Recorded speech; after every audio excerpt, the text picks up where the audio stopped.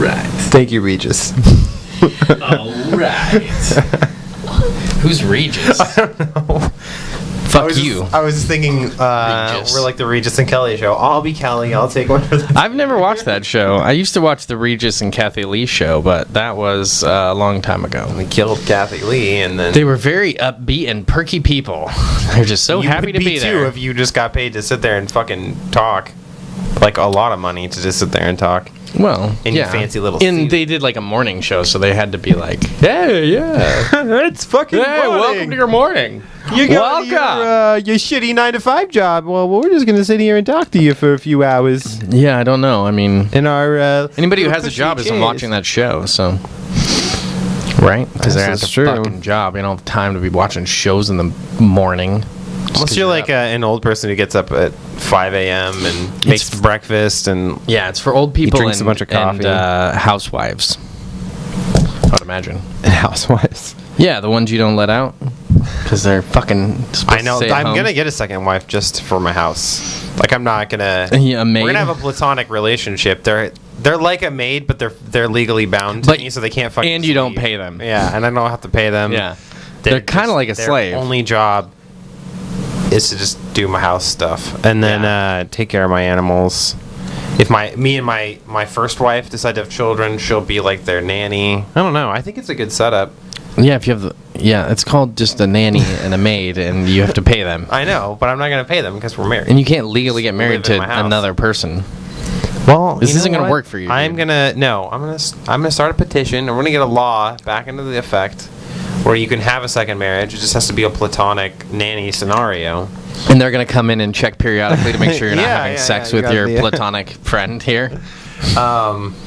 Yes. Cool. I'm just kidding. I'm not going to do any of that. That sounds You're not? That just sounds like a lot of trouble. You're not going to do any of that? Nothing, really. Yeah, and you couldn't afford that kind of I know. I don't have the money, the time, the patience, or the care and passion. To fulfill your fucking made up imaginary situation here. I put enough care in it to come up with the idea for a second, and then it's gone now. I don't care anymore. Yeah. I was thinking about getting not a maid, but like to have somebody once a month or something just come through and clean and do some stuff. Like maybe do my laundry or something, just to give me a break from it. I don't like doing any of it, so I could afford. How expensive is that service? I guess once a month is probably not too bad. It's probably an hour or two of work. It couldn't be that much. $50 an hour. You gotta trust that person too. Yeah, but I mean, you could go through a service, and then you know where they work and should have they can do ratings on them and stuff. You just go to like a rating site and just be like, 1 out of 5 stars. You stole my shit. Yeah, it was not good. It did not like him. In fact, I'm filing a lawsuit right now. So if you want an easy lawsuit, then go through these guys. Yeah. But anyway, welcome to the podcast. We've started. It's happening right now. It's true, yeah. On this lovely July 5th, the Easter Sunday. July 5th? What month are you living in right now? Is it not July? No, it is. It is April 5th. April 5th. Why did I say July? We were talking about 4th. We were talking about the July 4th. You got that on the brain. Yeah. July 5th, it's Easter. April. Dang it, it's April 5th. Yeah. See, it's confusing. You're fucking with me. All these holidays, they just blend together. Yeah, cool. It's Easter, and everybody's off. Everyone in the world is off because of Jesus. Except for the people that were at the diner we just went to. Or it's not his birthday. No, it's it's the day he came back to life. They weren't getting paid to work. They were doing it for Jesus. Oh. It's not a day. They still were. I think that they were doing it to get in his good graces to get into heaven, so they're getting paid with the promise of that's true. getting into heaven. Yeah, it is the day that nobody does things. Jesus is risen. He rose from the dead, and he moved the stone. What year did he rise? A long time ago. Was it this day? It was about 2,000 years ago. 2,015 years ago? How long? Because he was only dead for like a few days, wasn't he? Well, AD marks around the time of Jesus' death. Yeah, I know. Omni Domini is technically what that stands for, which is not after death. It means after death. It doesn't. I was always told after death. Omni Domini, and then there's... Omni Domini it's Latin. Gibberish. It's Latin. It's a time thing. But that's when, like, they started, like... It's not. Time stopped after he was born and then started again after he died. That's what before Christ, after death. That's how you. There was like a that's 30-year pretty much period how where- people think about it. I mean, Time that's didn't exist for, technically like, like 30, 40 when years. like the timeline is supposed to start around 2,000 years ago. So 2,000 years. It's been a long time. 2015 Roughly, years, give or take. give or take Give or a take a couple dozen months or so. Yeah. Is it July or April? It's April. Okay. But today he came back to life, which is exciting. Today he comes back to life every year, and then he says, "I don't know where he goes." He comes back to life and he's like, "Yeah, I don't want to do this anymore," and just immediately Just kills murders himself, I himself? guess, or has Yeah. somebody kill him because it's a sin to kill yourself. So that's exciting. That's everything I know about Easter, is that he comes back every year around this time, Yeah. says what's up, and then embarks on another journey for Yeah, it's like the 364 it's like the days. groundhog. He appears and then he sees a shadow. He murders himself and then he goes back and then he comes back. He's waiting to come back and not see a shadow, and that's when he can actually Yeah. live again. Wow, that's a really elaborate setup that he's got going well, on. it's not his fault. Blows my mind that He just for- was doing what his dad wanted. Yeah. His dad was like, "Hey, go, get murdered, Come back. and that way nobody year. has to get murdered because they're all sinners." That did not work out very well. He's washing our sins in his blood. It's not very sanitary, but it works. No. It's effective. All my sins are gone. Yeah. Can we true, do I a haven't killed confession? anybody. Can You we wanna do a confessional? Okay. Dear God, no, wait. You're the who's doing the confession here? Dear God. You say. What do I'm you going to say? bypass the middleman and just talk directly to the Yeah. I don't need you here. I don't need you, priest. It has been 30 some odd years since my last confession. When I was in the womb, I did a little confessing. I was like, "Oh, I'm taking all my mom's nutrients. I'm really messing up this amniotic, sac that I'm in. I'm just peeing and pooping in it.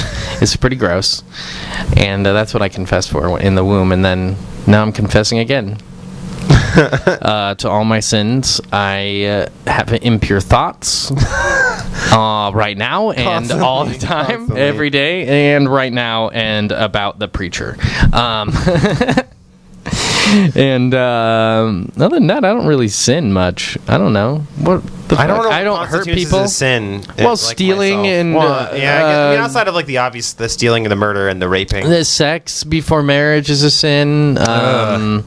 Drinking sometimes is a sin, depending on your religion. Yeah, I think we need to find if a it's not flow wine, I chart think. online that's got a That'd be breakdown good. A little of- like, if you did this, then you go here, and then if Yeah. you did that, you go here, and then over Do they here work off you a get tally absolution. system? So like, if you do something shitty, you get like a mark on the devil's side, but then if you do something good, you get a mark on the God's And side. it, like, balances That was out. actually how I thought when I was a little kid how it worked. Like, after Oh, yeah, you like he died, tallies it the up. devil and God just compare. What if tallies, it and then- was even? Then you just go to purgatory. Yeah, then you and just then gotta, you go wait. and then you get reincarnated, and then they're like, well, you got to go for round 2 now. Sorry. Yep. Sorry, we couldn't figure it out. It was a draw.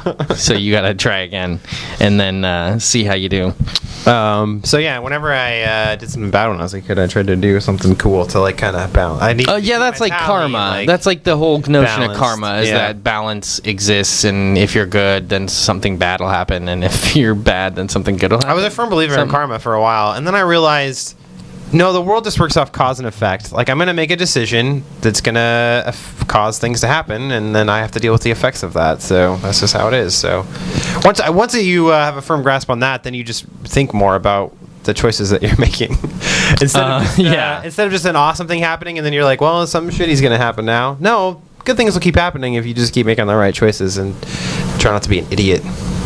Yeah, I think the whole thing is we're trying to predict the future, and if the future is hard to predict, then you start making up bullshit like karma. You're like, well, I guess it's just some fucking, abstract, ambiguous, And you remove the thing going on. responsibility. Yeah, and then you just totally take any responsibility away, and you just go, oh, it's this thing that happens in the God universe, doesn't like me. and we can explain it away using that thing when it's appropriate, but when it doesn't really fit, then we have to just be confused. But when you just go, oh, well, if I don't go to work on time, I get fired. It's not fucking karma because I, did something bad. It's that you didn't fucking predict the future very well. You obviously don't get how things work. So you don't know how to tell time, and you don't know how to plan your mornings accordingly. And good people having bad things happen to them is just life. There's no reason for it necessarily. So people just want there to be someone in charge, someone that's making the decision. They need somebody to blame. Yeah, they would definitely, because they need a cause for what happened, and they don't know what it is, so they want to create an agent to explain it away, like a secret agent. Yeah, God is a secret fucking agent. God, Jesus, Buddha, they're all secret agents. They're all just behind the scenes making shit work and doing things. And making it easier for people to blame someone other than themselves for their own problems. And then you have groups of people killing other groups of people because they're secret agents. Yeah. And their secret agent. My secret agent is telling us the truth, and yours is just stupid. This episode is informally brought to you by Yerba Mate. But no, it is really good caffeinated tea. It's a good segue.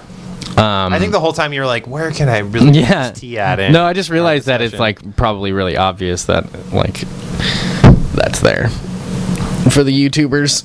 It is. Somebody was probably watching God damn, it's really good, and it's really low in calories, and it has a lot of caffeine. This has 140 milligrams, which is pretty much a standard energy drink, 12, like an energy drink or a 12-ounce coffee or any of those 2 or 3 shots kind of deals. But it's so low in calories. It has just a little bit of sugar. It's got raspberries in it. And no dairy. Yeah, this is a raspberry flavor. I don't think it actually has any real raspberries. Organic raspberry juice concentrate. So yeah, I guess it does. It's organic too, not synthetic. Yeah, it's all organic. It's really good. They do a good job, and they taste really good. They have one flavor that I don't really like, but I stopped drinking coffees and just drank these for the last couple months. They're really good. And I get the tea bags and make hot tea during the day as well when I'm not at work. Tea. Cool. Yum stuff. So, fuck coffee. Yeah. Get tea. I think coffee is decent as far as long as you don't put a ton of dairy and stuff and sugar. I think it's actually good for you. I mean, it's obviously really good for you if you just drink it black, but it has a lot of caffeine in general is really good for your cognition and for concentration, focus, awakeness, and it's pretty mild as far as its effects, and the withdrawal if you decide to quit is annoying, but it's not that bad. Speaking of awakeness, I learned a fun fact recently that the best time to work out is in fact in the morning after you wake up, because your body has to induce a bunch of stress hormones to wake you up. And then if you exercise in the morning, it'll reduce and level out your stress hormones for the whole day. Really? So they say that working out shortly after you wake up helps with your energy levels throughout the day, because it balances them out right away and keeps them balanced throughout the whole day. And it makes it so that you sleep a lot better at night. Yeah. Because by the time the end of your day is coming around, already used a lot of energy. They've all lowered down. Whereas if you if you don't work out, then the stress hormones stay high for a longer period of time, and then they can kind of elevate all over the place throughout the day. That's what allows you to wake up, is a stress hormone? Yeah, your body injects stress hormone? I didn't. The only stress hormone that I know specifically is called cortisol.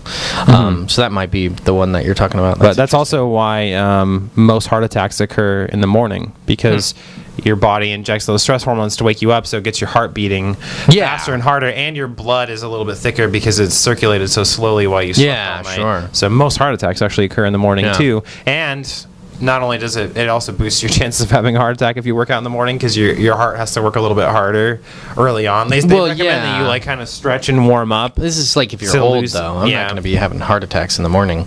Well, you never know. I don't know. I might. Nah. Hope not. There's a sudden death syndrome that I was reading about earlier, where it's happened where people's hearts just stop all of a sudden, and there's no medical reason why. It just was fuck it, done. Yeah. Sudden death syndrome. Yeah. That sucks. That's the worst thing ever. I know babies have that. Newborns can do. They just suddenly just stop living after a couple months. I guess it makes a little bit more sense with a newborn, because maybe they just didn't. There wasn't a development issue, where they didn't, something just didn't fully develop, and so it just. Some kind of deformation or something that didn't take effect right away or something. But they're still developing quite a bit after Well, for like 20 some odd years after they were born. Oh, you're not just born as a fucking adult with a beard ready to go? I That's was weird. but I wouldn't be surprised if you. You wouldn't be surprised. I think every picture that I've seen of you as a kid, you had a beard, so it's weird. Yeah, I was born 90% gorilla, and then I slowly became human. Oh, okay. Over the time. I actually lost hair. So like really rapid evolution after you were born. You were just like. It was really rapid. Oh, yeah. I'm essentially like what normally takes 2,000 years. A real life version of that picture, that Darwin picture of the monkeys standing up and then becoming human. I'm the real life version. You just had really awkward elementary school years, and your high school years were kind of tough because you had like this really Cro-Magnon skull thing going on. And jutted out bottom jaw and a really small brain. Yeah. And then all of a sudden, right after high school, I really turned into a person finally. That's exciting. That's what I'll blame my really late maturity and development and general abilities. Actually, I just evolved really rapidly, and in like 10 years, I'm going to be far superior to you due to that. I'll probably be a gray alien in a little like while. Telekinesis and Telephones. I'll have telephones. Sure. I don't know why not. Why wouldn't I have a telephone? Yep. You just don't have a cell phone plan with like Verizon or anything anymore. You just are your own cell phone. Yeah, I just talk to people through my head. Just make phone calls. Yeah. That's probably going to be the case. Have you seen the new Apple watches that are coming out? I've heard of them. I haven't. I don't care about Apple products at all, so I don't really keep track. I just know that they had like an Apple Watch that was like $10,000, and I was like, what? Why?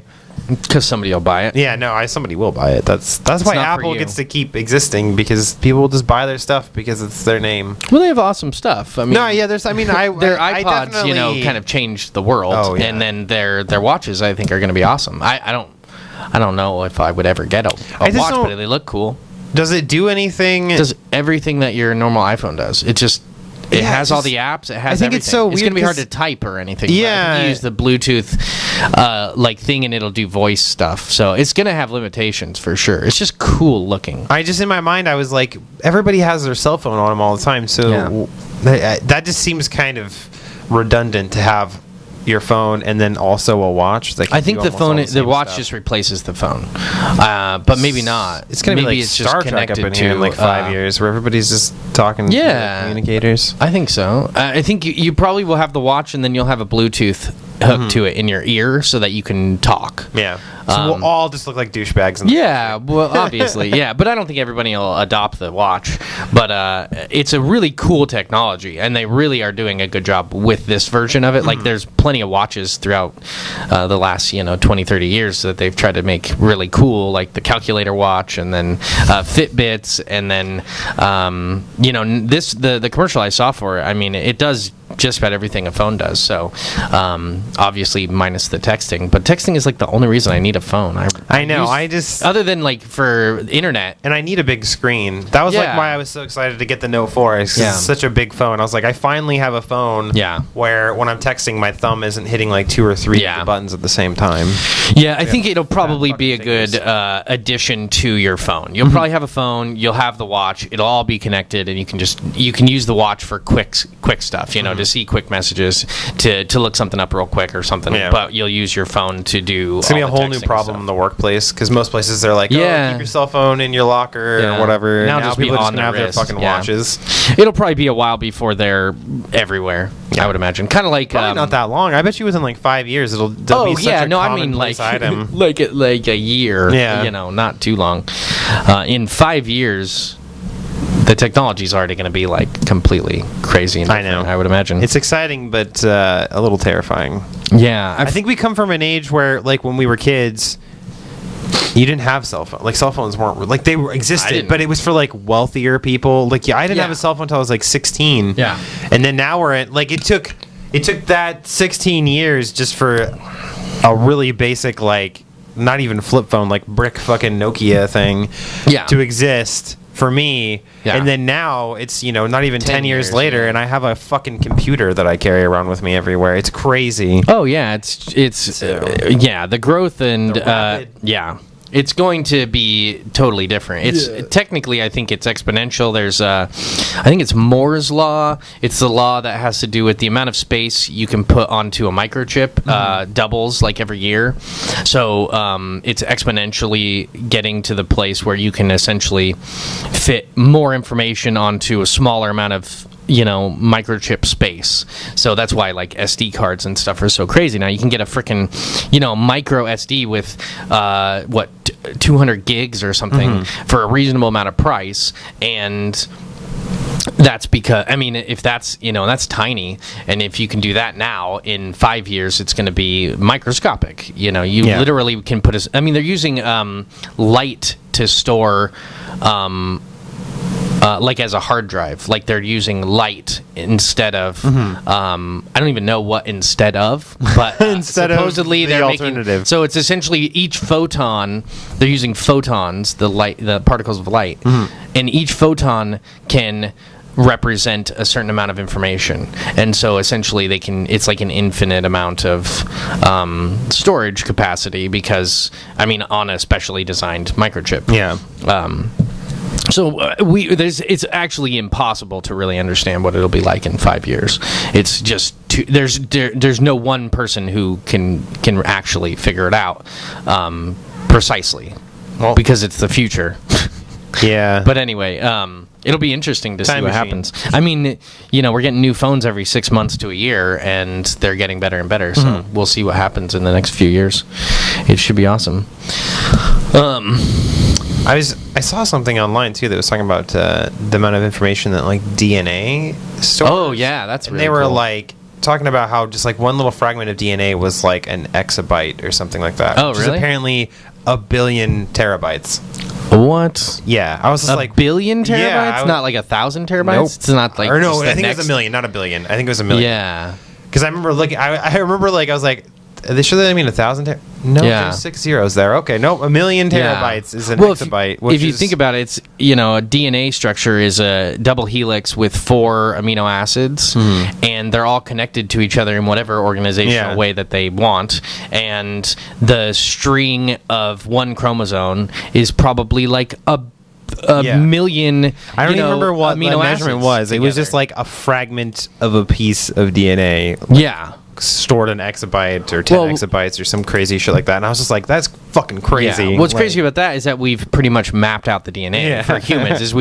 They've at least been able to record an entire genome. They don't necessarily know what everything in it does, obviously, or else we would be in a different world right now. But they're learning a lot about genes and DNA and how it all works. And I stumbled on that because epigenetics and stuff. I was researching brain transplants yesterday. Yeah, that's a rough one. Yeah, my wife was getting a tattoo, so I had like 6 hours to kill. So I was, because my next novel project, it has like I was the sci-fi researching like cyborgs and androids and brain transplants, like just all this stuff, which is all not real. As far as brain transplants, they've only had one instance where it was not really successful, but they did a brain transplant on a dog to another dog. And the dog lived for about 9 days, but the immune system of the body rejected the brain, and so it just died. But that's pretty fucking crazy that they could just transfer the fucking brain. And the other problem they were talking about is that the amount of damage that the nerves go through transplanting can't be repaired, and that's why like spinal injuries are permanent for the most part, because there's no way they haven't developed the technology or the that was weird the weird. Medical treatment that was it's because there's thunder outside. That's crazy. Anyway, thunderstorm. That's what we're talking about.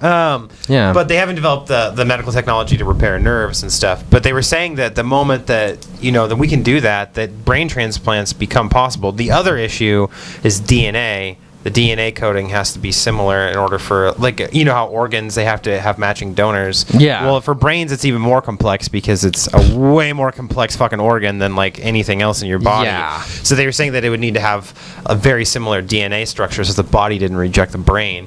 And there's a lot of sci-fi books and stuff that have played with that theory. Yeah, it seems like the best thing to do would be to not use a current body, but to grow a body. that has the same, using the DNA of the brain. And that is where my novel comes in. Is I wanted the then you're not dealing with a weird transfusion issue. Yeah, and so that's I was researching that yesterday. It was fucking cool to read about. But it's fun because it's fun to write about things that are kind of hypothetical, because once there's like a real science and they really can do it, then you have to be very precise. Otherwise, people are just gonna dog on you or whatever. Which I think is why like Interstellar, that movie, was kind of fun, because it's all very hypothetical fucking science that they're dealing with. So, but a lot of writers have written stories about brain transplants, and there's like TV shows and stuff, so it's been done before, but I was researching it just to know some of the medical reasoning and if it was possible and how, and that was a fun thing that I was reading about yesterday. So for sure. I just got done listening to a podcast, Joe Rogan's podcast, and he had a neuro what is it called, neuroscience, rhinoplasty, Tom's rhinoplasty. Yeah. No, he had a neuroscientist, neurobiologist, somebody who studies the brain, and it was a really interesting podcast about behavioral modification through feedback loops, and wow, that is interesting. That's some intense thunder. I don't think anybody can hear it, but there's a lot of thunder going on, and I think it's probably raining out there. Anyway. So if our lights go out suddenly, YouTube viewers, Thor is that's why Thor is making his mark on the. He wants on Easter the thunder all to himself. Yeah. He's it's Thor up in heaven, running around looking for Easter eggs. Yes. He's just like every step is. But yeah, the brain is a fucking very interesting. What thing. were you were going on a topic about how he had a neurobiologist? Was there something related to that you were? Nope, just brain stuff. You were just stating that. Well, I mean, I could talk about it, but I just listened to the podcast. It was really interesting about he deals with like addiction, people who suffer from addictions, and he doesn't necessarily. It's not an abstinence program that he was engaged in. It's a possible, like, you could do abstinence, or you could do limited use drug use. Like if they're an alcoholic, he teaches them how to do it more responsibly instead of just not doing it at all. So like kind of discipline and more disciplined, looking at triggers, that like trying to find out why they drink too much, as opposed to like recognizing when to stop, and recognizing like how much you're drinking, paying attention to that kind of stuff. What are the triggers that make it easier for you to forget that you're trying to be more responsible about it? I think that's an interesting approach. I think that a lot of it's psychological. So it's not just oh, I just want more beer. It's like I have, I'm trying to self-medicate depression. Like that's the bigger issue. So they talked about that too, and he talked about brain waves and how they train brain waves in certain ways to like produce different behaviors. It was pretty complicated, and I don't know a lot of the science behind it, but it definitely very gets interesting. Tricky sometimes when you start delving into that, because then you have to like tailor off and like read about something else so that you can understand what they were talking about. And that's why when I was looking at brain transplants, I read just like a few articles that were pretty like basic, like an outline of the idea of how it would work, and like I didn't want to delve. I'm sure that there's crazy articles that you could probably read that people have been writing and researching and theories, but I just wanted enough knowledge that I could like be sensible when writing about it. So. Yeah, I think I heard about a head transplant lately. They did like the first head transplant was going to be available, or was going to be done in like 5 years or something like that. Full head transplant or something like that. Do they take the spinal cord with the head, or is it just the I think it's head? just the head. It's kind of interesting. I don't know how that would work. Maybe it was a brain transplant. Maybe they were saying 5 years for the first successful brain transplant they expected. Something like that. I'm sure. I mean, like it seemed from what I read that they've been. I mean, I think that the dog experiment, I think that was the late 90s. Yeah, where they did the brain transplant with the dog. I remember hearing about that dog thing. That's interesting. They do a lot of weird experiments with dogs. Yeah, because fuck scary. dogs. They're not people. Well, they're not people. They're definitely not people. No, I know. I'd rather people, experiment on The animals. great thing than about human beings is we don't give dogs. a fuck about things beneath us, or that we think are beneath Well, us. we use them in the hopes of making our lives better. Yeah, It's yeah. not that we're just sadistically hurting them for fun. It's that we're experimenting on them for our own future development. There's a justification there that I think is Your debatable. sugarcoating is very sweet and nice. It's science. Science. You gotta Science. you gotta break You some gotta eggs mutilate before some you stuff. find out how an egg works. Oh, yeah? Sorry. Yeah. That's what my dad said when he was raising me as a child. Sometimes you gotta break a few. Yeah, as he was hitting you. Sometimes you gotta hit a kid before you They learn learn the about lesson, science. yeah. I don't know. It's Here's the science for you, Yeah, Channing. science. When you do something wrong, I'm going to punch you in the face. Do you like it? You don't Yeah. like getting punched in the face? Well, what did you learn in this scientific experiment here? Your theory is that if you don't do things I don't like, Yeah. I won't hit you in the face anymore. Let's see how that works. Unless you like getting hit in the face, then just keep pissing me off. You friggin'. For the record, my dad never punched me in the face. Also, for the Making record, this I up. don't think your dad's from New Jersey or wherever the fuck you're saying. I just assume that you're from that area. If you Act like that and punch people, yeah. punch your child. That's my. It's not like racism. It's almost like it's like a geographic racism. I guess. It's And the people from this area. are just culturalism. Like that. There You we just go. hate those people. Anyone who sounds like that. What are what's you? What's your fucking word? stupid? Before we forget let's to do that entirely. My word is flagellation. Flagellation. Flagellation. Does that have anything to do with farting? No, that would be flatulation. Flatulence. You flatulent fuck.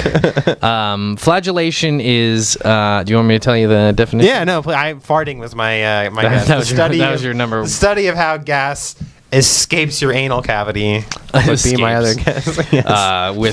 With effort. Yeah.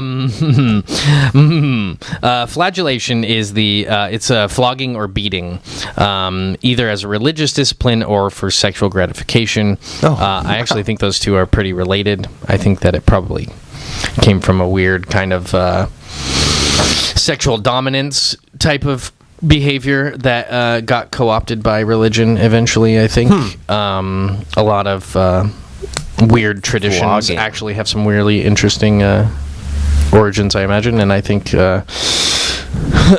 people probably beat themselves. Like self-flagellation is something that is something I've seen that, old-timey like, in- monks do, like in the Da Vinci Code. Yeah, I've seen it in movies where they like. Yeah, swing it's it over their self-flagellation shoulder and hit where you hurt yourself or cut yourself or something. I was looking at video or pictures, and people still do this in certain countries and probably in America too. And you can get a very it releases a lot of endorphins, a lot of adrenaline and dopamine. I imagine because you're aggressively hurting hitting yourself, so it's like you have the aggression, but then like the pain triggers too, Yeah. where your body's like, Yeah. like, we got to release all these fucking pheromones yeah. and hormones and shit to try to fight back the pain while you're aggressively beating yourself. So there's, and then you can go into like trance states and, have hallucinations, and so that's probably why it got coupled with religious. And they would do that to the point where they're just like speaking in tongues, or They see God. They see God, and they're like, because their body's releasing so much, crazy chemicals that it's like a drug. It's like doing a drug or whatever. But I was actually thinking about, I was playing Bloodborne, and I was like, Bloodborne is the self-flagellation of video games, because it's essentially you start to enjoy dying. You start to enjoy the negative stuff of the game. Like I don't mind dying that much in that game anymore. Like I kind of expect it, and sometimes I'll just let myself die so I can just go back to the starting point and just say screw it, or whatever. I have something in mind, and so it's just funny that game is kind of masochistic in a way. I think it is. Yeah, I mean, Slightly. it's not something you play to kick back and breeze through and have. A good time. It's like something that you're gonna focus and invest and fucking deal with getting your ass kicked a lot. And then flagellation is pretty messed up though. It's essentially just being whipped. It's a lot darker than I thought originally, obviously, because I thought it was about farting. Yeah. Well, hey, farting can be a pretty dark subject, man. Yeah, that is a gas. we should not speak of. The gas we do not speak of. Girls don't fart. That's what I heard. They don't fart or poop. Well, I can tell you from experience that that's a fucking lie. They do? Yeah. Oh, that's cute. Or if they don't, then they spontaneously combust. That's a true fact I learned from an episode of South Park. So South Park, yeah. Yeah. If you got to fart, just rip it up. Don't fart too much because then you destroy the ozone with all your fucking noxious fumes. And you have to eat through your butt. Yeah. Poop out your mouth. Poop out your mouth. You little poop mouth. Poopy poop. Why do you have a poop mouth? Poop mouth. You have a doo-doo mouth. A fecal face. Fecal face. That's my superhero for my comic book. Nice. He says poop. So his superpower is just to... He actually doesn't... It doesn't... Face. It's not a superpower. He just poops in his hand and puts it on his face, and that keeps like people away from him. He pretends to be a bum, and then at night he solves crimes. As fecal face.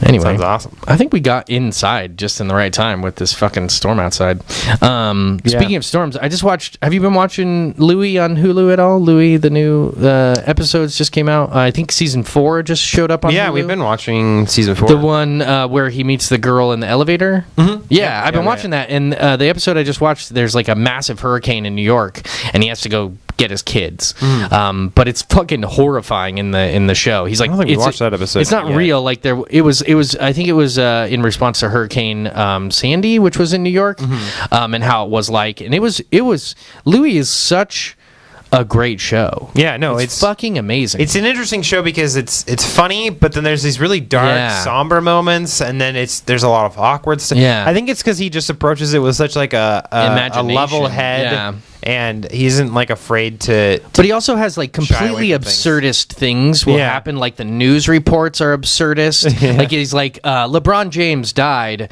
due to the hurricane, as well as the entire Heat team and 12 million other people. But the only person they mention by name is LeBron James. So it's like this kind of like satirical kind of take on it. But it's very funny and absurdist, but still like believable. And he'll have this like odd things happen and really interesting directing and production, but also very just very real and fun and dark. It's a really, really great show. He's my favorite stand-up. It's kind of like a show that you watch and you're kind of on your toes. Like, what's going to happen? Like, is it going to be one of those shows that's just kind of like, it's almost uncomfortable. Like, he brings you into uncomfortable situations and goes, this is my life. My life is full of uncomfortable fucking situations. Well, you never know what's going to fucking happen in every episode, too. It's kind of nice. It's very refreshing.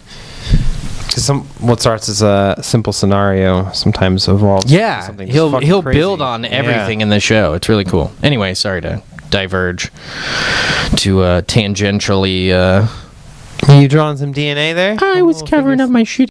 I did a figure 8 because DNA kind of looks like that. That's exciting. My word for the week is panoply. Okay. No guesses? Nah, I don't care. No? Panoply, it'd be like, can I get a pana, please? Or panoply, I don't know. It sounds kind of like a canopy. It's like Monopoly with pans. Monopoly with pans. Yeah, you play Monopoly, but you play this with pans. Panoply. The banker is just a nasty baker. Yeah. Who loans you pans. No, it means, actually there's a few different meanings, but its most common meaning is a wide-ranging and impressive array or display. Oh. Check out my panoply of guns that I have in my cabinet over here. Or my panoply of floral arrangements. But it also means a complete suit of armor. That's a totally different thing. A protective covering, which is kind of related to the armor. Or full ceremonial attire. So they're all like kind of displays of things, but like those are like specific to like a noun essentially. Yeah. Which I thought was kind of cool. But it's spelled Panoply. Panoply. Panoply. So next time you're showing off a cool collection, just say, look at my panoply of items here. Instead of my vast array or something along those lines, you can throw a fucking magic word in their face. Panoply. That's what we're here to do, is spice up your vocabulary to make yourself seem more intelligent. Yeah, and give you magic. Because words are magic. You know, I was thinking are magic. the other day is that I was watching Louis, and he was it was all stormy, and he was following the girl, and she goes into a church, and he was like, I don't want to go into church, because it just looked like he was like hesitant to just go into this church because he's not part of the church, and I don't think he goes to church, and he's not very religious, so he was just like, oh, I guess I'll go in to follow her. And I was thinking, people are hesitant to go into churches not because they're worried about like supernatural events or people being, you know what I mean, like they're not worried about the building, they're not worried about anything other than what I think they're worried about, or what they're thinking about, or why churches are so powerful is because of the people inside. And that's just, it was just like a thought. Like, I used to think it was more about the church. Like, No, I think it's people are like, I don't want to like have a priest come up to me and ask me questions, or well, it's more like what's being represented by the people that are there. So there's going to be rules and expectations, and there's going to be people judging, and there's going to be people expecting certain things, and then they all have so much in common. The congregants of a particular church are going to have a lot in common. So if you're not part of that group, you're already an outsider. So there's a lot of, there's so much power in social activities that are concentrated. So if you have,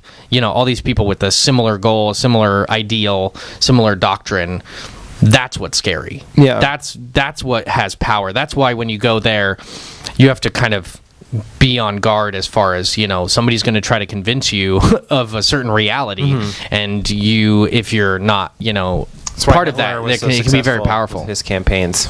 Who? So that's why Hitler was so successful with his campaigns.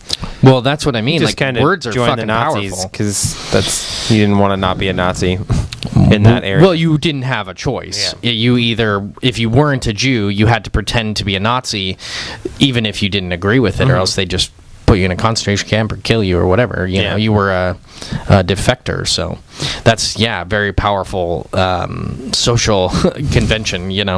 When you're faced with death, people have a lot less options. It's true. Self-preservation's a pretty big thing with people. Yeah, we like to survive. I think that's more important than a lot of things. Yeah. That's why people do horrible things most of the time, or they justify doing horrible things is because someone's telling them to do it. Yeah. Because it's more important that I do what the person in power tells me to, because that ensures my survival. They ensure my survival, as opposed to what they're, if they're telling you to hurt someone, that person's not ensuring your survival. No, not really. They are in their sacrifice. You know what I mean? Like, that's why people do such bad things. We're not by ourselves. We're not just doing things because of our own, intrinsic, virtues most of the time. We're doing it because we just want to live. Yeah, we want to live with other people. We want to live with the benefit of having friends and having, people support us and help us and things like that, or give us opportunities or whatever. But anyway. Yeah. Wow. Anyway. You heard it here. Yeah. People are social. That's my whole point. Is that your point? Not a very controversial message that I was trying to get across. Topic. I could have just said that people are social creatures, but I felt but that's to delve into a 15-minute that's pedantic. tangent about dainty and pedantic. Yeah. But anyway, so I wanted to talk about health. Let's do a update. Let's do a health update. Yeah, like we haven't talked about it in a while. Oh, okay. What are you doing of late? How are you doing on your goals? Did you just quit altogether? Did you give up? Oh, that's why I don't have an update. No, I've actually, since the beginning of this year, I've lost like 20 pounds. Nice. So I want to lose about 20 more, and then I'll pretty much be where I want to be. So I'm like halfway there. But I'm not, I've just been doing the same thing, just watching what I eat. I use a little, it's called My Fitness. It's a little app on my phone, so I record everything that I eat for the day. So I've been tracking not only calories, but my sugar intake. So I'd already cut my calories way down, and I was kind of plateaued out with weight loss. Like, I was running at least once or twice a day, and then I'd cut my calorie consumption down to about like 2,000 a day. Yeah. And I kind of was plateaued out, so then I started looking at other factors. I figured sugar is probably a big attributor to Sugar not like yeah. to gaining weight or not being able to lose weight. So I've been working on cutting out as much sugar as I can, which is tough because a lot, even shit that you don't think has sugar in it has sugar in it. It's crazy. So you just have to watch and be a little bit more careful. Yeah. So I've started eating more things. We do. I have a salad like twice a week roughly, and then I've started doing chicken and rice. Because rice has 0 sugars in it, chicken has pretty much no sugar in it. But, but it has a lot of protein and it has carbs. Yeah. It has like good energy kind of supplements to them. Yeah. So I've been trying to do that, once or twice a week. So just trying to trade out other stuff for just simpler, healthier things. Just kind of refining. A little bit. Yeah, and it's been working really well. I probably lost 5 or 8 pounds like in the course of almost 3 months, and it's like in the last month since I cut out most of my sugar that I just started like rapidly going down. So I think that was something that was kind of holding me back. I was probably just, even though my calorie count was still low, I was just eating shit that still had too much like sugar in it, so it was just not giving me my desired effect. So hopefully it continues to drop off pretty quickly, and then once I get down to my goal weight, I'm trying to get down to between like 190 and 200 pounds, and I'm about 220 right now. So if I get to 200 or get a little bit lower than that, then I'll pretty much obviously keep doing most of what I'm doing, but I won't have to be like as crazy strict on my diet as I am right now. So but it's going well. I mean, hopefully within the next few months I will be where I want to be, and then I won't be so strict on myself. Yeah, I mean, you're going to be doing a lot of traveling the next couple of weeks. That's probably going to be a little difficult to. I know. I'm going to have to I'm just going to be very picky with where I get food and stuff. It's hard for me. I can't really take food with me because I have to drive in the car for a while.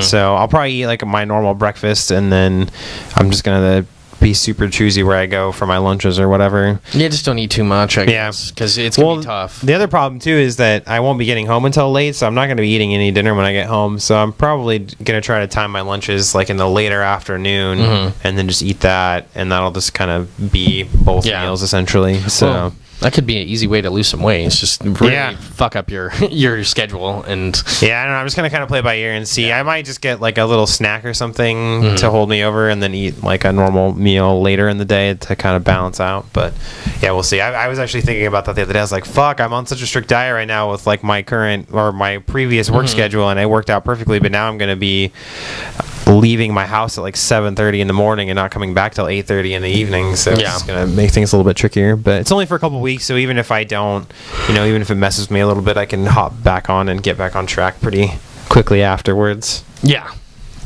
But how about you? What do you pretty much fucking hit your weight goal. Yeah, I gotta I can't lose any more weight. I'm just trying to like keep turning some fat into muscle, and other than that, I'm at about 140 pounds.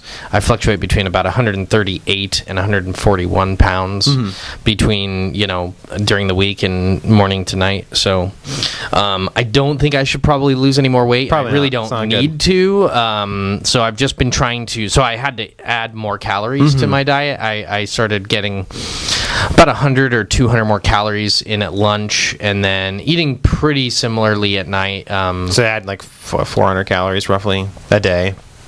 Yeah, something like that. Like 400 calories per day, just to not lose any more weight based on my exercise. Because my exercise is not very intense, but it's pretty consistent. So I'm kind of maintaining the same amount of exercise. I've been going on a ton of bike rides since the weather got better, and long walks, and I was running for a little bit, but it really hurt my ankles and the bottoms of my feet. The bottoms of my feet probably would go away, but the ankle part and the knee part was kind of frustrating. So it's not that I won't ever run, but the bike is just a lot better on my legs, and it's a lot more fun to bike ride because it's just less intense and it's a little more chill, and you can get a little farther with it. So I've been doing that. Not really adjusting my diet. I got a little bored because I'm so routine. I am just a huge routine machine. Yeah, in the same way. I don't deviate from it for the most part. I eat almost the same thing every day. I mean, little variants, like I'll eat fish instead of chicken. That's about it. That's the biggest difference. Wow, what a difference. So, but lately I've been trying to do a little bit different, and I bought some hot dogs, some really good hot dogs. Be careful, dog. I hope they were like lean turkey hot dogs. Nope, they're just these sweet cheddar wurst, freaking terrible for you hot dogs. Going all the way. But you got to do something to enjoy it, and it's not like it's gonna affect me very much. I still eat salad pretty much every night, and chicken or fish with that. And I actually kind of got bored with the rice. It's kind of more work than it's worth. I just been making minute rice. And it's that's really, what I have. I just because it's like a cup of water for a cup of rice. So I just boil like 2 cups of water and then throw the rice in, and you just leave it covered for 5 minutes, and then it's done. It's not hard. I just got bored. I got bored with it. I mean, anything like that gets boring. Yeah. I mean, when you're just eating the same shit all the time, it's very easy to get bored. I just don't get a lot out of it. I think that's why I still have like a night or two a week where we don't have like a straight. I mean, like the other night we had like chili cheese dogs. What I did instead is to take a break. We just didn't have buns with it, so I just kind of cut that out, and we just had like 2 hot dogs each, and just put some chili and cheese on it and ate it. Sounds awesome. So, I wanted buns. We just didn't have any buns. And I was like, well, fuck it. I just won't have to worry about buns. That cuts out some carbs and calories because I'm not going to have buns with my fucking hot dogs. Yeah. And then I thought after, I was like, what a great idea. Like, that's actually, I don't want to buy buns because that's just an easy thing to cut out. Yeah. You get to enjoy like the good part of the meal. Yeah. Like, the bread is not the good part. Especially so just get rid of it. You just chop it up and eat it. You don't need the bun and at all. So we do that. Like, and then I have like a box of frozen taquitos. So if I get home from work one night and I just don't feel like cooking, I can just bake like 6 of those or something. I just I only do like a serving or 2, so I still keep it like low instead of eating the whole fucking box like I used to. We would just do the whole thing. And now we do like half the box, and my wife and I just split them. So I still have that, which helps. It helps to like have nights where you do something you eat something completely different than what like kind of your diet is. So I try to maintain like 4 nights a week. We have like our very basic trimmed down like diety food, and then like there's 2 or 3 nights where we just have like a normal meal essentially. Sweet. So like tonight's teriyaki chicken and rice. I'm actually fucking excited about that. I want to start getting some fish, actually.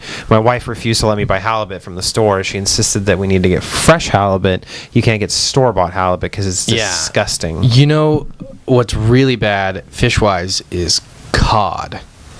So boring. Is it? It tastes like nothing. It's so terrible. I got some fresh caught, frozen halibut fillets, and I cooked them up, and it tastes like nothing. It's so weird.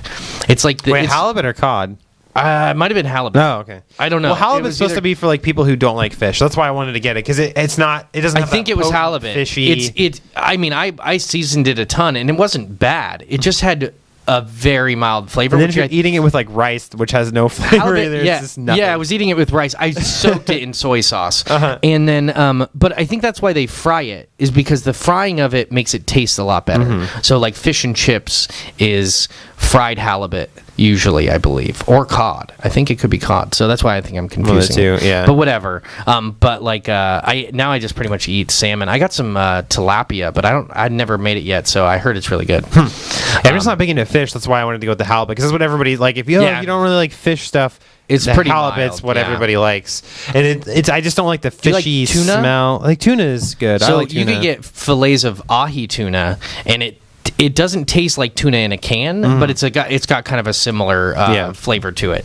I figured too it's that pretty tasty. if I started with something lighter, I could probably eat other stuff later on. Sometimes you just have to like get used to like how strange it is, and the texture's a little funky on fish too. But I'm a huge I eat these salmon fillets, and they are so flavorful and yummy. I get excited about it just thinking about it. I can tell you get excited talking about it right now.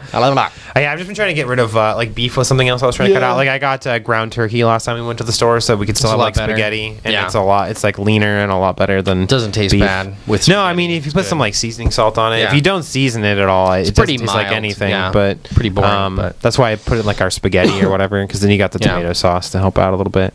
But yeah. It's tough. It's tough to eat such a strict diet because there's so much delicious, awesome shit out there, and it's a lot more expensive too to like buy all these components. I mean, I guess it depends on. I think if you buy the right stuff, you're buying more bulk stuff that you can. It lasts longer. It's just more expensive up front. Yeah. Whereas when you're eating out, $7 a meal every meal, it adds up every day. Yeah. Whereas that's what I try to think about it when when you look at the meal and you're like, oh, I'm spending $10 to get some chicken and a thing of rice, but I'm like, oh, this is like 2 dinners or a dinner for 2. I mean, if we went to Burger King, it's like $14 or $15 for my wife and I to get food. So it's like it's not really that bad. Yeah. There was an article that I was reading not that long ago where there's actually been a kind of a steady decline in fast food because it's actually becoming. It used to be way cheaper to get fast food than go to the grocery store, but with the rising cost of food, like fast food restaurants have to charge more. Yeah. And it's actually starting to get to this point where it's cheaper to go to the store and buy stuff than to eat out. I think a lot of grocery stores have a lot of pre-made little lunches and dinners and things that you can get, like the bakeable dinners, really easy, super cheap for families, and then they have like the pre-made sandwiches and the pre-made salads and stuff. So it's not like that fucking inconvenient to go do that. Yeah, sometimes if we go to the store, I'll just stop by the deli. They have like little wraps at the deli. It's like $3, really and they're just like like not too bad chicken Caesar wraps or whatever. And they're delicious. They're made fresh every day. I assume they taste like they have to be fresh. They only give like a 2 or 3 day expiration. And so I mean, sometimes we'll just do that instead of actually like going to a restaurant. We'll just if we're already at the store, we'll just be like, oh, let's just grab this and we'll have this for lunch instead of stopping at fucking McDonald's or something on the way home. Yeah, so it's not hard. We've been trying to cut out fast food almost entirely. Yeah. I mean, I've probably been to fast food maybe 4 times in the last year. I just don't go. Yeah. Last time we went, I just got like a grilled chicken sandwich. I didn't get anything else with it. It's not too bad. Yeah.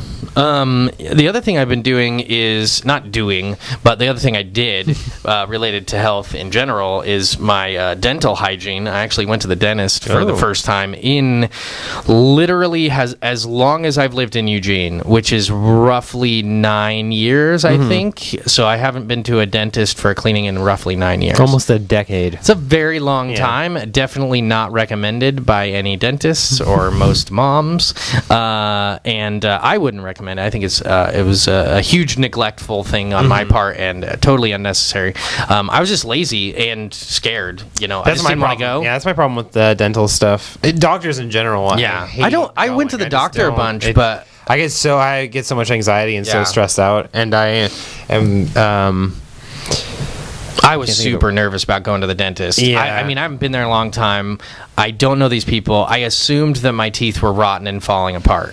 I assumed that I just was dying and all my teeth would have to be replaced. And I went there and it was kind of nerve-wracking. It's not a lot of fun. Yeah. They're shoving things in your mouth and they're like, bite down on metal, this, the metal X-rays and clinging against your But I didn't get a cleaning. It was a first-time exam. So they did a kind of analysis. They were like, okay, this is what you're going to need. They, as a first-time patient. So, what's weird is that my dentist is only in town on Wednesdays and Saturdays. So I have to schedule things that way. So I have my actual cleaning on Wednesday coming up. Not this week, but next week. And it was awesome though, because after, so long of neglecting it it wasn't bad. It wasn't bad at all. He was like, oh, your teeth look pretty good. I didn't tell them how long it had been. They were like, when was the last time you saw a dentist? And I was like, an embarrassingly long amount of time. I'm not going to actually tell you because I don't know. It's been so long, I don't remember the last time I was at a dentist. And I have 2 cavities that he was like, we'll just get those filled and fixed in the back of my teeth. And then... just a regular cleaning. I guess I have a little bit of sensitive gums. I know I have sensitive gums. I already knew that. But he was like, after a regular cleaning, we'll see how it goes, and we probably don't need to do much more. But I'm just 2 cavities in 8 years when prior to a year ago, I had no dietary restrictions, and I only brushed my teeth in the morning. I didn't brush my teeth at night, and I didn't floss. And I didn't use mouthwash more than once a month or something. I had no standards other than brush your teeth in the morning when you wake up because your mouth is gross. Yeah. So, but within the last year, since all of this started. Like, it's not just health, like physically, like it's my body, it's also my teeth. I've actually started, I brush in the morning, and I brush, floss, and use mouthwash almost every night. I don't floss every night, but like 3 or 4 times a week. Yeah. And but since I've been doing that for a year, I felt a little bit more confident going to the dentist. I didn't, feel like I was being horribly neglectful. Yeah. And I think it kind of paid off, because I think it definitely got rid of a lot of issues that I was having. But I felt a little bit better. I'm still really scared to go get them cleaned, because that's gonna suck, and to get cavities filled. I've never had cavities before, so I've never had them filled. The cavity bit, actually, I had cavities filled when I was really little, and I remember it didn't even hurt at all. Because if the cavity's not that deep, it doesn't. It's the moment that it's so deep, it's like in your nerves. Yeah. That's when it's the pain. But if it's just kind of like an outside exterior, you'll feel like the drill, and it's fucking awkward. Yeah. But I mean, and then they fill it with the stuff, and you can't eat anything for like 4 hours, and it tastes funky. Oh, really? But like once that's all done, it's really not that bad. But no, I need to go to the dentist. I just procrastinate with dentists and doctors. I don't procrastinate on almost anything else in my life for the most part, except for like those 2 things. Yeah. And I just, because I have so much anxiety, and I have panic attacks, and I can't. Yeah, it's scary. But no, you're afraid of needles too, aren't you? Yeah. Yeah. And I went to the dentist like a few years ago, because I had to get one of my bottom teeth back here pulled, because it had broken. So that was the last time I went, and I remember when I was there, they told me that I had a couple cavities after they pulled that one, and I was like, oh, okay, that's sweet. And then I was just like, I really should go back and get those taken care of, but I just haven't, but I need to. Yeah. Really badly. Well, if you have insurance, there's no reason not to. I should have been going. I know. Well, I had insurance at my previous job, and I should have went when I did, but now I don't, and now I'm like transitioning. So hopefully I'll. When you get your other shit set up, I definitely recommend going to the dentist at least every year, I guess, is what they recommend. Yeah, maybe like every 6 months. But you're supposed to do like 2 cleanings a year. If you get the information from the dentist, they're going to want you to go every fucking time. But I don't know what really matters. My teeth have always been pretty decent, so that's why I was kind of like, well, every dentist I've ever been to has been like super positive. Like, they never were like, man, you fucking suck. So I always feel like my experiences were almost the opposite, where they kind of just were hounding me the whole time, and they're just like, and I'm just like, I already am fucking don't want to be here. You're making it worse. I heard dentists have the highest suicide rate of any occupation. Surprised me at all, because it's really a negative situation. It's no fun. There's no way to make it better other than like to not do anything, and then it makes people feel bad because they aren't taking care of themselves. Yeah. And the doctors have to do this fine line of telling the truth. Being a doctor in general would be tough, because I mean, if you have somebody come in who doesn't take care of them, you're gonna be like, oh, well, you're overweight. Yeah. Your fucking arteries are all clogged up. Do you care about being alive? Yeah. Should I care that you're? I mean, we don't have to do this. Yeah. Like. But a lot of the time, the doctor's actually doing something beneficial. It's not just, a fat guy. It's usually, something a little more major. I don't have as much of a problem going to the doctor, but I had kidney stones, and I've had other issues that I didn't really mind going to the doctor. The dentist is just...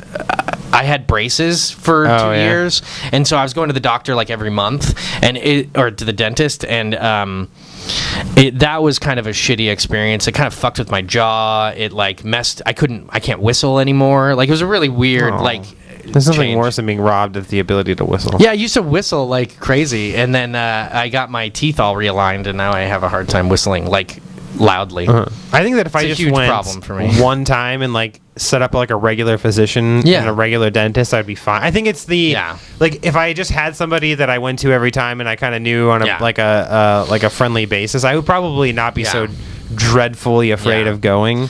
It's just that first, just making the first appointment and getting it all set up. And then like once I got to know them, and if they were like nice people, then I'd be like, oh, this isn't so bad. It's like I build up this crazy anxiety in my mind, and because you think the world is going to end. You think you're going to end up, you have AIDS and cancer, and you're just going to die, because that's all we ever hear about when it comes to physical. With I think that is my biggest reason why I don't want to go to the doctor. Because I'm just like, I just want to go in for a checkup, but I'm gonna find out that I have like butt cancer or something crazy like that. And they should just give you a list of all the things you don't have, just to make you feel better. Like, oh man, I saw this one guy the other day, he had fucking leprosy. You are doing great. Don't worry about this one little issue. I didn't even know leprosy existed until I saw this guy. I thought that shit was gone. Yeah, it's funny because like it's funny how embarrassing, but like it's like the doctor. I don't know, because one time I thought I had hemorrhoids, and I went to the doctor. You just didn't chew your Doritos enough. They were coming out hard. They were fucking cutting my butthole on the way out, like little shurikens, little Dorito shurikens coming out. Poopy ninja stars. But it was like fuck it, I gotta figure this out. I'm having a problem, and I went to the doctor, and it wasn't hemorrhoids. It was just like sensitive, and but he put his, he's looking at my butt, he's looking at my butthole, he's putting his finger in and around my butthole, and I just had to like deal with it. I'm just like it's more of a problem if you don't put your finger near my butthole. That could be the problem. So it's just funny how you kind of just... Oh, you just have a little zit in here. I'm just going to drain it. You'll be fine in a couple of days. I remember when I had my first kidney stone, the doctor, what is it called? Fuck, I should know this. The doctor, the urologist. Yeah, the urologist was like I was naked on the table, and they were like playing with your penis? They were like moving it around and stuff, and they were like. I think it was a she. She mentioned to, which is awkward. She mentioned to the nurse who was taking notes, like, penis. Fine. And I was like, it's fine, it's really okay, it's fine, it's normal. Oh, that's so good. It was like the most relieving thing ever, was to be like, oh, a doctor looked at my wiener and it's normal. That's all I wanted out of life, is a normal wiener. So that can be nice. It's true. There's nothing worse than them gripping your testicles, like, this right one feels a little enlarged, and then you're just like, wait. Oh, what? shit. Yeah, they're like the fine line between like happiness, panic, and misery. Yeah. Happiness and misery for sure. You never know until you go, and then you're like, fuck. Get erect for me, sir. I need to check some things. Oh, wow. That's not what they should be asking. Sir, I'm gonna massage your penis. We're just gonna make sure that you can get erections. Yeah. This is not part of the exam. I'm not gonna finish you. I'm just getting you started. Well, but this nurse will finish you, because that would be rude not to. That'd be the worst. You're the finisher. Everyone would go to the doctor or the dentist if that was part of the treatment. That's like at the end of the treatment. That's like instead of getting a lollipop, you just get to come. But no, that's where like your starting position. I would at go that clinic. You start as the finisher. Yeah, like, you're always the finisher. Your job is the, and then when the next person, you get to move to starter, where you just have to get. And it's always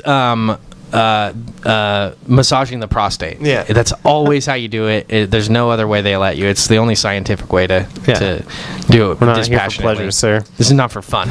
this is for science and your health, so that you have a reason to come back. Come back and see us now. It's not prostitution. It's a doctor. It's semi-prostitution. You still gotta pay us, but yeah, we're not having fun. You're not having fun. But there's something cool about it. But we enjoy it. So yeah, dentists, doctors, health. Get yourself checked out. I should go to the doctor now that I've lost a bunch of weight and get a different assessment. Because the last time I was there, I was well overweight. I had high blood pressure, and it'd be good to go back and just get a checkup and just make sure that there isn't something I'm not aware of or whatever, or just to show off, just be like, hey doctor, pull up my records for me. You're not please. the only one doing all the work here.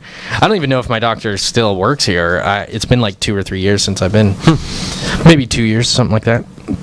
But that's probably a good thing. Don't need to be going to the doctor every fucking until you're like 40 or something. I honestly haven't gone to the doctor since I was like 10, 12, wow, somewhere in there. That's lucky. I'm just never. I've had like weird rashes and this hemorrhoid issue. I'm just the kind of guy who just like if something happens, I'm just like, I'm just gonna like. I got a huge abscess on my back, like I don't know, like a year or two ago, and I was like, I should go to the doctor, and like, no, I'm just gonna deal with it myself. And it was just this grueling, like 4-day process of me just draining it. Oh yeah, because you gotta lance it. And I didn't even cut it. I just kind of let it it festered enough that it just kind of like opened on its own. You probably have a sweet scar. It's disgusting. It sucked. And then I had to buy these like big bandages, and they had like some kind of shit on the bandage that helps pull stuff out. Like it's to help keep the wound clear of blood and stuff. Yeah. So I had this big bandage that I put over because if my shirt rubbed it, my god, it felt like somebody was just literally slicing my back with a knife. Yeah. So I had this big bandage on it, and then every night I pulled that off, it would just it was the most disgusting thing I ever dealt with. My wife had to like help me because I would like drain it, and then I would have her. We had like a detachable shower head, and I would have her use that to like kind of rinse it out, which was the most painful thing that I could remember experiencing in a long time. That sucks. And I was just like, I'm putting myself through this when all I have to do is just like go to urgent care, and they would just take care of it in one fell swoop. And probably not. I think they probably do very similar stuff. They probably have to clean it, cut it, clean it, and put a bandage on it, and then you probably have to go back in a couple days to check it. My wife had an abscess drained on like her leg earlier that year, so I saw how they did it, and I think that's part of the reason why I was like, I can do that myself. I'm not going to pay you guys. I'm pretty much a doctor right now. What are you talking about? The only difference is that they pack it with stuff so that it can close. And they probably give you antibiotics so it doesn't get infected. But I just dealt with it on my own. It was just like it took a good like 4 days of just constantly having to drain it and slowly push it down. And then now I just have like a big ass fucking scar on my back where it was. But like you got shot. But that was like an instance where I was like, I probably should have gone to the doctor. But it probably wouldn't have cost you very much because you had insurance and that's probably a very minor. I like to think too that it's at one point in history there were no doctors. People just lived to be 30 and died, and I'll just be one of those people. I'll just never go to the doctor. I'll just die from my abscessed fucking my horrible boil. I'm a fucking caveman. Fuck it, I don't care. It's funny how you'd rather like take a 1,000-year step backward in history than go to a doctor for very minor. That's like my thought process. Scary. Sometimes I'm just like, At one point, there was nobody that could help me with. I'm fine. I'll just, fuck it. I'll just deal with it. Yeah, they were fine. They all died. If I feel like I'm gonna die, then I'll go to the doctor, and then I'll get reamed because I should have come way sooner, and blah blah blah. But whatever. Luckily, I think that if I like the abscess, I wasn't worried about because it's only like a major health problem if it gets like crazy infected and then you start getting sick, which I had. I like started getting a fever, then I'd be like, I need to go to the doctor and like get this properly treated. But that was like something that I felt confident I could just deal with. But I mean, if I ever ran across something that like I would go, but it's got to be pretty extreme. I think. Let's say you'd done that and then it wasn't getting better. Yeah, you just have to go. I kind of made myself a promise. I was like, I'm giving myself this week to deal with it, and if I still have it by the weekend or it's not getting better, then I'll go. And luckily, by like that Thursday, it had like had drained down substantially and was like a quarter the size it had been. So I was like, okay, I'm good. Whew. And there was like this huge wave of relief that came over me as I was like, I don't have to go to the doctor now. Yes. Yeah. That's good, But anyway, that's an exciting story that I'm sure everybody wanted to hear about. Was my crazy abscess from like 2 years ago. So bang. We're going to hear about your kidney stones. We'll talk about my one-off abscess that I had. Yeah, I don't know if I've talked about the kidney stones particularly, but it was a horrifying experience. I can't imagine. Anytime I start to get like pain in my back where I think my kidneys might be, I just start drinking lots of water just to make sure that I pretend you're doing something. That wouldn't help if you had a problem. You'd be already fucked. It's the things that you trick yourself into believing them to get you through life. Yeah, kidney stones is a problem. People get them all the time. I haven't had one since I'm 20, but I had two. I had one when I was 19 and one when I was 20. Now, if I had one, I'd know what it felt like, so I'd go straight to a doctor or something. Well, I feel like after the second one, you're probably like, I'm taking all the necessary precautions to avoid this shit. I stopped drinking milk and soda, and those are two pretty big contributors to kidney stones, at least the one that I had. It's horrifying. It's interuretary lithotripsy or something like that. It's your ureter. They go into your ureter through your urethra. So essentially, instead of doing a surgery like a invasive surgery where they cut you, they go in through your penis hole. They stick like a tube up. They stick a very, very tiny tube. Want to throw up. What's crazy is that tube, or that it's flexible. It's obviously fucking very thin. Yeah. But it has to be thin and hollow so that they can stick a tool in through that has a little laser. No, it's not a laser. It's a little grabber. It's a little. They can use lasers and they can use sound. They do a kind of sonic blast, and it'll break it up, and then you can pee it out. But they didn't do that. They did the one where they go in and they grab it. But between your from your did kidney, they grab it and then pull it out through the tunnel, through the tube. I didn't know if they like just smash. It was just like a little no. I don't know thing that just breaks it up, and I don't know exactly that part. Okay. But essentially, they use a little tool, and it has a little grabber on the end, and they either break it and then pull it out, extract or it. They might cut it with one tool and then pull it out with the other tool. But that tube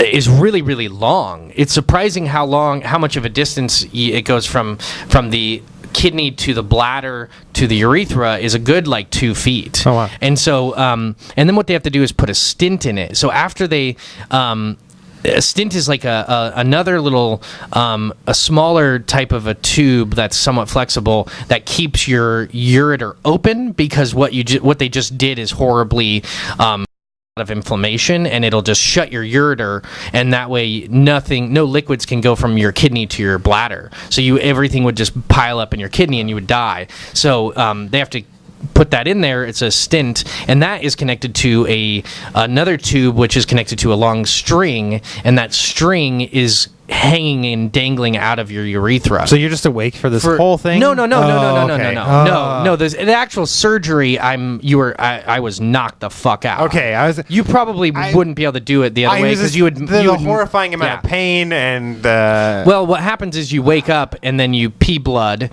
and it's horribly painful. It's this major pressure. It feels like stabbing, right on your side, and that was after about a week and a half of the most excruciating pain ever, all day, every day, where you're puking, you can't sleep, you can't move, you're just laying there taking hydrocodone or Vicodin like it's candy, because eventually it stops working. And then eventually they try to do it so that you can just pee it out.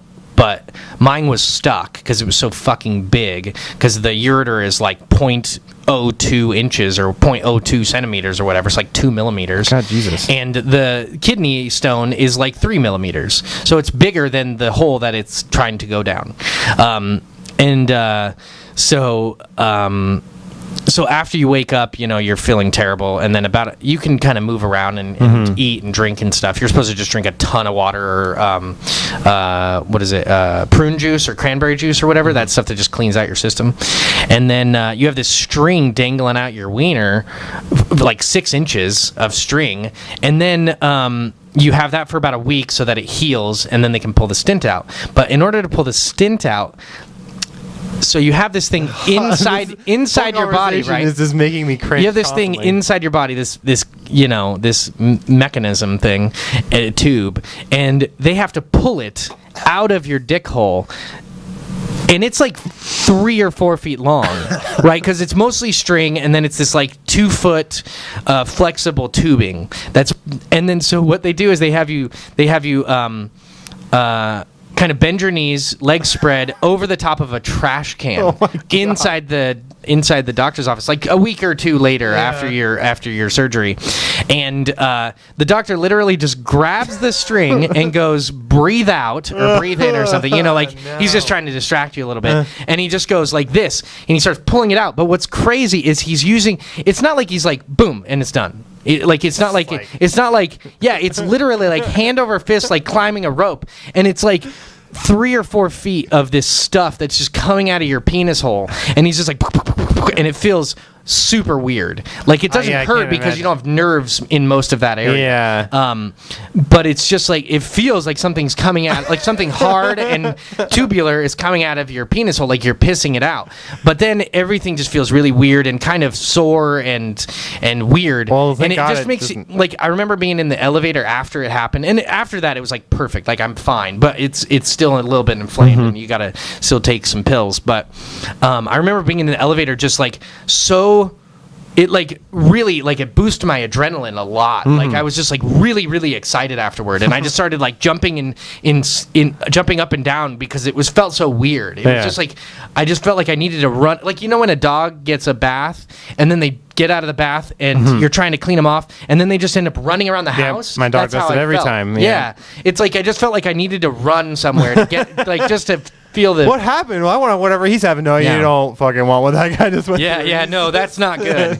But it was the weirdest situation ever. And then almost exactly a year later, I had another one with the exact same procedure with the same situation. But when they pulled the stent out that time, it actually hurt really bad. And I think it's because there's permanent damage in that system, in my urological system or whatever. So lesson learned. Just drink a lot of water, folks. Yeah, ultimately, you can't do much about it. You either it's a lot of it's hereditary and then a lot of it's diet. But your body, some people just get them, some people don't. Some people get like I've heard of people who get like 10, 15 of them a month, and they're just what the fuck? Oh yeah, God, like horrible pain, and they're usually just pissing them out because they're getting very small ones. Mine were very big and infrequent, and technically speaking, if you have 2, you're more likely to have them throughout your life, and I've had 2, so having another one is probably going to happen eventually, but I think I've mitigated it to the point where I probably won't have one for a long time, and maybe it'll be smaller or something, but it is really bad. I know that because it's so long lasting, the pain and the process, it can be really really bad. It sounds horrifying. Like I said, as you're explaining the whole process, I'm just like feeling myself trying not to throw up because I just it's a really good it's a good experience because of the amount of pain. You just kind of have to like you kind of just get what it's like to be in pain, like, and you have a lot of sympathy for other people who go through a lot of pain because it's so long lasting, and so it's not like a little bit of pain and then you're done. It's weeks. It can go weeks of pain. So it's very humbling, but I forget all the time that it ever happened until I talk about it, and I'm like, oh shit, I did go through some shit. I can't drink any more tea. I gotta drink some more water. I'm so scared. I think the tea's probably good. I think the coffee's probably not that bad. It goes through you. It's a diuretic. I pee a lot now. Like ever since then, I have like almost a visceral reaction to my the like sense of you just needing feel to pee. it and you're just like, I gotta go If I need now. to pee, I need to pee, because one of the reasons you get kidney stones, one of the things that can contribute to it is holding in your urine. So if you hold it in, it's just sitting in your kidney and your bladder for long amounts of time, so all the chemicals can settle, and you don't want that. You want to just flush everything through your system. So I go to the bathroom anytime I feel like it, and I'm very disconcerted at anyone who any long duration thing, like being on a plane or being at work for long periods of time, because if I need to go to the bathroom, I'm going to go, and I don't give a fuck. Like, it's my health, and it's kind of sensitive, and I need to make sure that I can like drink a lot and go to the restroom when I need to, because fuck everybody, I'm gonna not have kidney stones. So it's always kind of an issue. And then I had IBS for a long time, and so it was like I'm peeing and pooping just like way more than I should be, like normal. So I guess that was an issue. It was a dark time. Well, I still pee a lot, but that's not bad. I don't care. It's better than visceral, gut-wrenching, fucking it's like a visceral paralyzing pain. Bloodborne. Yes. But over a long period of time, and with a tiny little finger. Just I have to go pee. You're making me all nervous and shit. So I can't go to the doctor's office. I can't watch health shows because I just start feeling those symptoms immediately. Like I'm so and it's bad. Gross stuff. Cool. Well, I think we've probably gotten close to an hour here, or a little bit over. It's probably over. Yeah. This was a long one, I think. I didn't time it or anything, so I think we should probably call it a day, and we'll see everybody in a week. And if everyone likes the podcast we did last week, where we just took a whole segment related to one thing, let us know. We can do more of those related to whatever we want to do, or whatever people want to hear about. And then we'll have to get back together probably next Sunday. I think would probably work. No, I have a thing. We'll have to do it maybe Saturday. Saturday night or something. But cool. Well, have a good week, everybody. We'll see you next time.